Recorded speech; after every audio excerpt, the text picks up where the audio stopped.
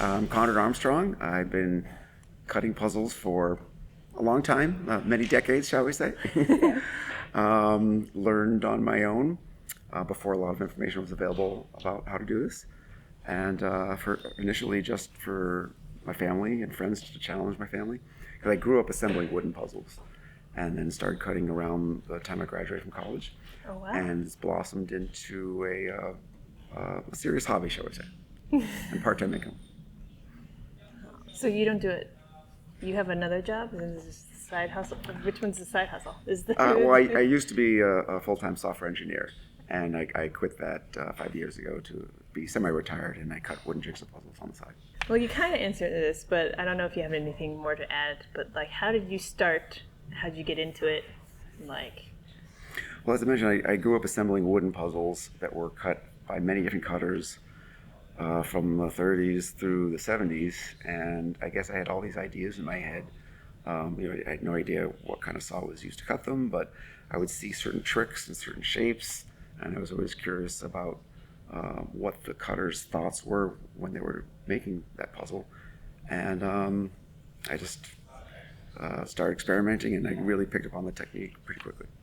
I really like the idea of making something that would challenge my parents and my brothers at holiday times. So as a professional cutter, what would you say is your really mindset when creating these puzzles? Well, I look for a print that will have that makes a good puzzle, but which is very subjective in my mind, but has a good color balance. I look for something that might give me an opportunity to cut an irregular outline. In my opinion, not every scene is applicable for that. Some things are just going to be rectangular outline, but I liked something where I can cut around the outer edges of the main things in the scene, and maybe even do interior dropouts to specifically trick people. yes. It sounds like that's one of your hallmarks. It's fun to cut a puzzle that will challenge people, but not so much that they give up on it. I also like a puzzle that will have sort of a late reveal or an aha moment that's later. But I must say that, I mean, that was what made my favorite of your puzzles stand out. It was a very, very late reveal. And there's some things that can be done specifically to enable that. For example, if you dump out a puzzle and there's only 5 bright red pieces, and you do something very interesting with those pieces, that's the first 5 pieces people are going to do, because it's that's the fewest, the smallest color area and a very, very bright color area. But if I'll try to do dropouts that form an image, like a sliver dropouts. Try to do that in what's the largest or most boring color area, because that's going to be the light. And then you add that to this dropout, they'll get 90% of the puzzle done, if not more, before they realize, whoa, there's this really neat feature in that part of the puzzle. Also, the dropouts confuse people, because right. I'm like, Where's that piece? When I was doing the parrot puzzle, the dropout for that one, I think made that area so much more difficult because none of the curves matched up, and that was the challenge for me because. I did that 2 years ago, so I don't remember it very well, but I remember that specifically that dropout being challenging. And I especially like a large scene that's formed by different segments of sliver dropouts, because even when the person realizes that there's a squiggly line that's not a piece, it's negative space, they still don't know what that squiggly line forms until they get all the other squiggly lines together. And they know it's something, but they don't know what it is until much later. Yeah. This is a very pleasurable experience, but also the fact that in the end it becomes an integral part of the beauty of the final piece, which is amazing. Yes. Yes, and something like a scene formed by sliver dropouts, it's very visual, even from a distance, where a really nice figure piece might kind of blend in. You have to point something out, like, look, there's a clown over there, or a tree, or whatever. And, whereas the sliver dropouts, you see it instantly when you look at the puzzle when it's assembled. So it really stands out. I'm trying to do the part that has the sliver dropouts, but it's hard. It's kind of hard to focus on it because it's tricky. I know it's roughly around this. There you go. No? Whoops, yeah. No. I don't think that's right. No. Wow, you fooled me. Who cut this? What is your favorite part of cutting puzzles or making puzzles? And then what is your least favorite part? about? My least favorite part is packaging it up, boxing it up, and packaging and shipping it. It takes time.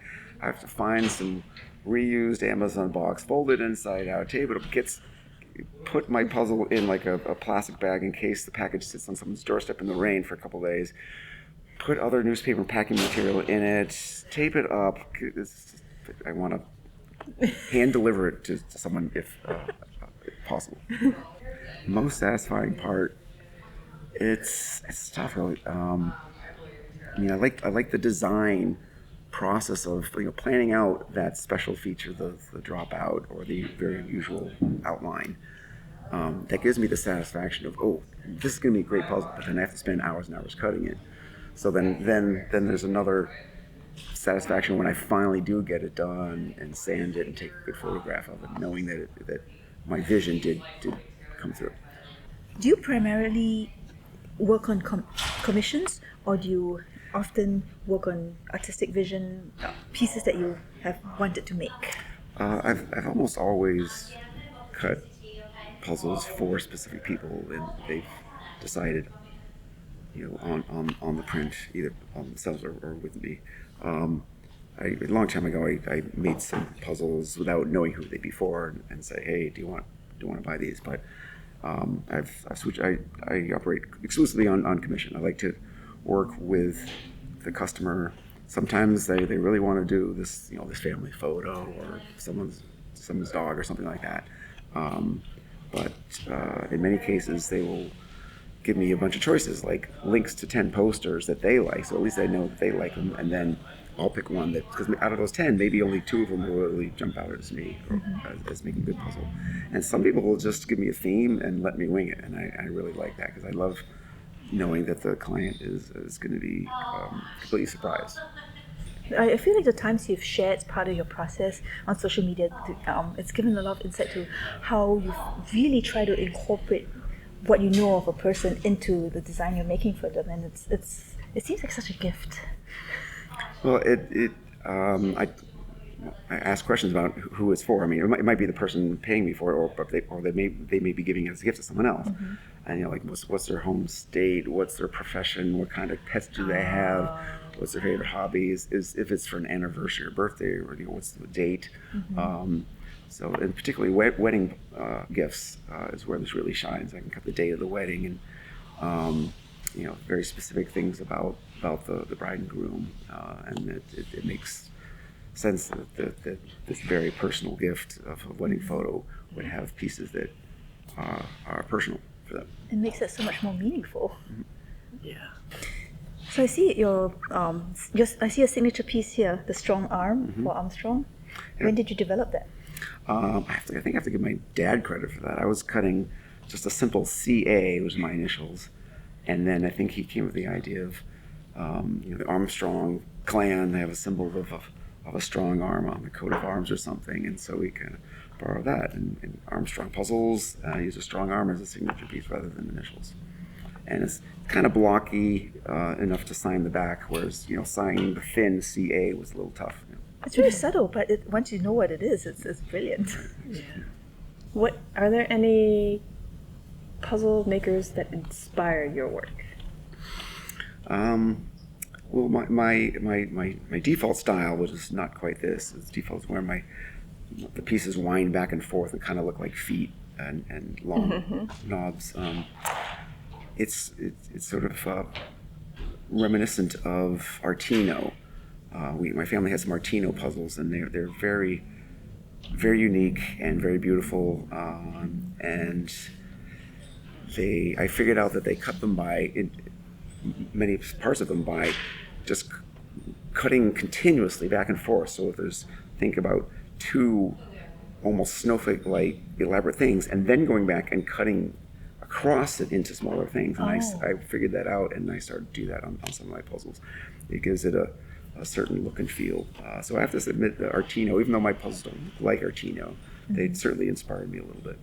And I'll say the old Pars, their consistency in cuts, I just like the look of and the feel of their pieces, and their imagination with what they did with outlines. If you look back, they were doing incredible things with irregular edges and interior dropouts, in the 1940s, 50s, and 60s that even people today are shocked to I see. mean, visually, things still look the same to us because we as humans, we haven't evolved that much. So pictures are still a form of communication.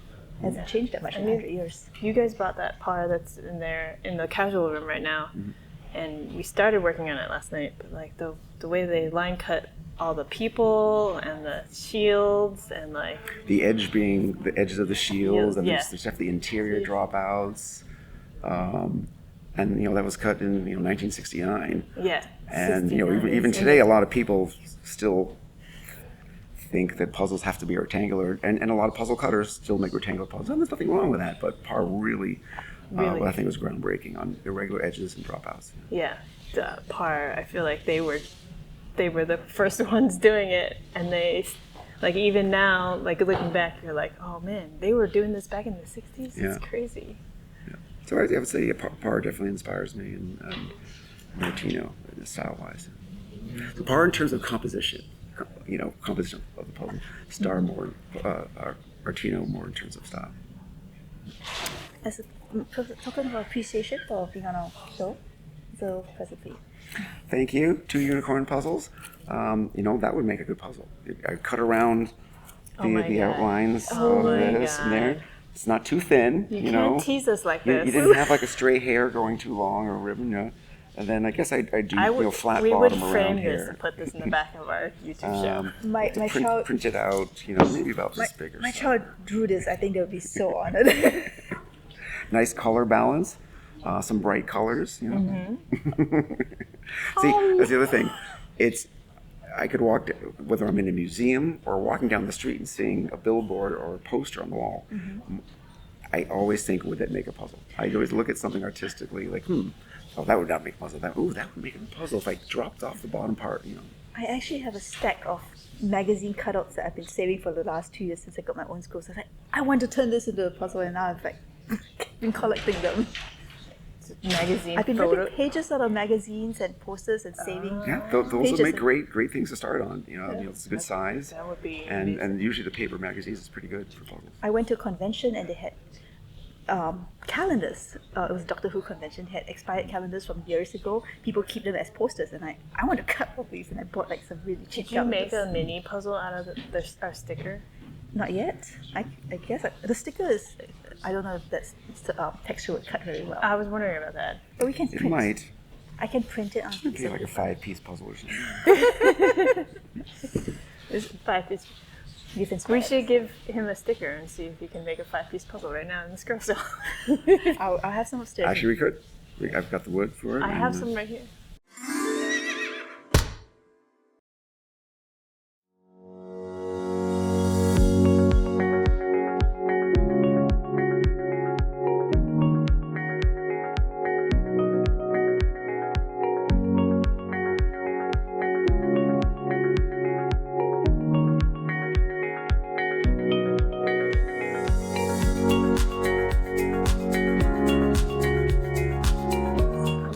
Are we gonna finishing this? Because now I want to finish it. It might take a little I'll take while. it back in the other room, maybe. Yeah.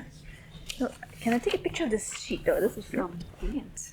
So this is you put everything there in here. All right, so here's irregular edge protrusion, and that you take what is a normal edge, which could be straight, but it could even just be something is an edge, and suddenly the scene unexpectedly juts out from it. It's just her foot. Which you demonstrated in your very second puzzle. That's right. And we don't That's a see. horse And hoof. so here's a figure piece that's a signature piece, and here's a sliver dropout. We don't see all of it yet. It's hard to identify them when it's not assembled. But that's figure pieces that has a dropout, like framing it. Well, this could be a whole episode alone. This is so This- instructional. not intro, intermediate would. So if you follow that, it goes. So my dad wrote an article, essentially trying to identify these as special techniques, and includes some others that aren't listed here. But also he went through his collection and talked to Ann Williams and tried to identify for each of these special techniques which puzzle is it first identified at. So like the first puzzle that has an irregular edge, the first puzzle that has dropout, the first puzzle that has a figure piece cut into multiple pieces. So, and the great thing about that is that if someone finds an older puzzle that demonstrates that, then we'll update it. You know what I mean? It's kind of it's neat. And another thing is, yes, I proud that I can cut things like this, but I didn't invent any of these things. You know, they've all been done almost 100 years ago. Right. And here's proof with these puzzles. So if someone says, look, I can use a dropout, like, yeah, fine, it's been done 100 years ago. Sit down. But the thing is, I mean, I had no knowledge of what was the community like 100 years ago. Did people know about other cutters? That's a very good point. I don't think so. And so ideas they and were stuff? independently coming up with these techniques. Yeah, and well, I think people would see other puzzles, you know, around what other people were cutting, and then maybe borrow ideas, and maybe come up with things on their own. I mean, some of the larger makers, like Pastime, had factories, and they would probably certainly share. They shared figure pieces and maybe some other concepts. It's still not like it is today, where there's an actual community where people will be sharing and mixing of ideas. And, I doubt that. I mean, Yeah, that didn't happen kind when of I first started either. So. Yeah, even that, as recently as that. It's like, in fact, and so much admiration for like the information that your father has amassed and the knowledge of what the history of this. This whole puzzle is really cool as a way to demonstrate it in one place. I know. Now I want to complete it so I can go through and do a seek and find. Yeah, well, that's why I printed it out, because even when you're done, be like, seek wait, and- what is that? Oh, split? No, where's the It's split? every puzzle you make. I think we did kind of label some of them on the back, but not, some of them may have fallen off too. I mean, like something like this, you could even produce a number of, and I'm sure there's people who are very much into this hobby will be interested in having their own copy of being able to, it's like the primer for the whole style, the whole genre. So people just have sort of an example. I mean, they can It's just like a go to visual they can just go to the encyclopedia. website and look at it as a reference. But Like when I was But it's different than having a tactile version. it's a tactile encyclopedia of what of the knowledge of the style of the hobby. It's like people can talk. But one of the problems we've always had that inspired us to do the wooden puzzle intro episode is that, especially cardboard puzzlers who have never handled wooden puzzles, they do not understand why.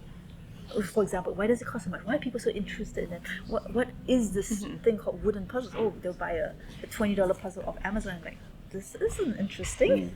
And so we have to no, there's a whole genre of these hand-cut puzzles, these puzzles that incorporate so much creativity and the design that went into it. And but every cut is so different. It's so hard to generalize it into a genre.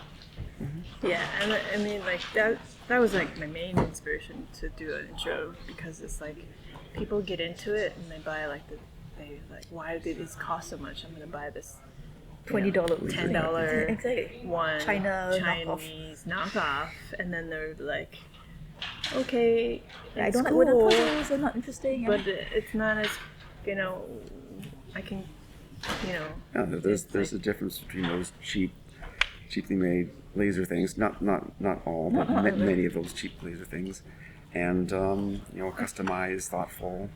What you made is the handmade works of art, and it's so hard to communicate that. I say laser cut puzzles. That you get a good bang for the buck. Oh yeah. But and hand cut puzzles aren't within everyone's budget, but people can grow into them. Maybe laser cut puzzles are a way for people to appreciate the tactileness of wood and some irregular outlines and unusual shapes that aren't cardboard grids.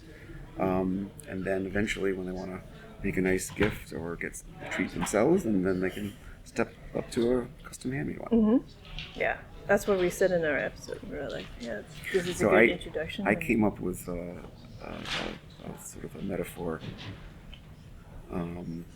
that they cut it from the CBS showing, but I came with this. I like to compare roughly three levels of puzzles to furniture. IKEA? Well, that's the middle level. So think in college, that self-assembled particle board TV stand or whatever, and You know, it works. Right. It's gonna fall apart if you try to move it. It's not gonna last long. It's not special. It's not that great. Right. And then that's like cardboard puzzles. Okay. And then they're at IKEA. You know, it's solid wood. You know, decently made. It's not going to become an heirloom, but it'll last you, and it'll function very well. It's pretty good bang for your buck. But just because IKEA furniture exists, doesn't mean that handcrafted craftsmen have gone out of business. You know, people still appreciate handmade fine woodworking furniture. That is true. And that's why I think there still would be a market for this. Yeah. Those are the 3 levels of furniture. Right. And Particle board, IKEA, and then And it's not custom furniture. it's not necessarily for everybody. You can't sell this to everybody. No, that's fine. And not everybody would buy a handcrafted piece of furniture. Right? That's true. Yeah. Or they might just have that one. That's true. Because our dining room table. Your dining room I table. also That's the I have one I wanted. I have a custom designed dining room table as well. Yeah. We There have you a go. So maybe not everything But- is custom. They have the one special piece. Like Yeah. someone might have just 2, prized. I have a wooden lot of puzzles. IKEA furniture in the house, but that one is a chest. It was a local guy. We set out here. He put up AutoCAD and he designed everything, the curve of it, and yeah. Oh, wow. He picked all the wood and the Oh, you did look at that. We went to some other place, but online. and it's actually a gaming table. You lift off the top and there's a blue felt surface inside that I sometimes use for jigsaw puzzles. Nice.